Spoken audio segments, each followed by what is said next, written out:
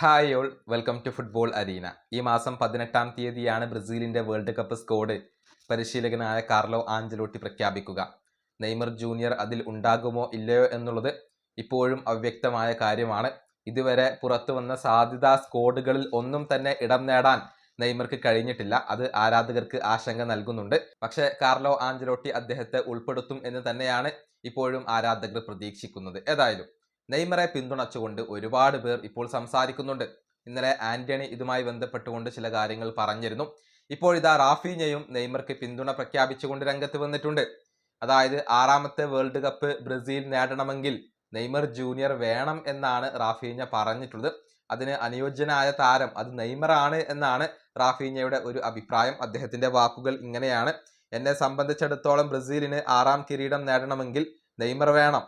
അതിന് അനുയോജ്യനായ ആൾ നെയ്മറാണ്. ബ്രസീലിയൻ ഫുട്ബോളിൽ അദ്ദേഹത്തിനുള്ള പ്രാധാന്യം നമ്മൾ മനസ്സിലാക്കണം. ഞാൻ ബ്രസീലിയൻ ദേശീയ ടീമിലേക്ക് വന്നപ്പോൾ കാലങ്ങളായി അറിയുന്ന ഒരാളെപ്പോലെയാണ് അദ്ദേഹം എന്നെ സ്വീകരിച്ചത്. എന്റെ ശൈലിയിൽ കളിക്കാനുള്ള ആത്മവിശ്വാസം എനിക്ക് പകർന്നു നൽകിയത് നെയ്മറാണ്. എന്നെ ചേർത്ത് പിടിച്ചത് നെയ്മറാണ്. നെയ്മർ വേൾഡ് കപ്പിന് വേണം. ഇതാണ് റാഫീഞ്ഞ ഇപ്പോൾ പറഞ്ഞിട്ടുള്ളത്. അതായത് നെയ്മർ ഉണ്ടെങ്കിലാണ് നമുക്ക് 6ാമത്തെ വേൾഡ് കപ്പ് കിരീടം നേടാൻ സാധിക്കുകയുള്ളൂ, അതിനുള്ള സാധ്യതകൾ ഉള്ളൂ എന്നൊക്കെയാണ് ഇപ്പോൾ റാഫീഞ്ഞ വ്യക്തമാക്കിയിട്ടുള്ളത്. ഏതായാലും ഭൂരിഭാഗം വരുന്ന താരങ്ങളുടെയും മുൻ താരങ്ങളുടെയും അഭിപ്രായം നെയ്മർ ജൂനിയർ വേണം എന്നുള്ളത് തന്നെയാണ്. പക്ഷേ കാർലോ ആഞ്ചലോട്ടി ഇതിന് ചെവി നൽകുമോ എന്നുള്ളതൊക്കെ കാത്തിരുന്നു കാണേണ്ട കാര്യമാണ്. ഈ വീഡിയോ അവസാനിപ്പിക്കുന്നു. അടുത്തൊരു വീണ്ടും കാണാം.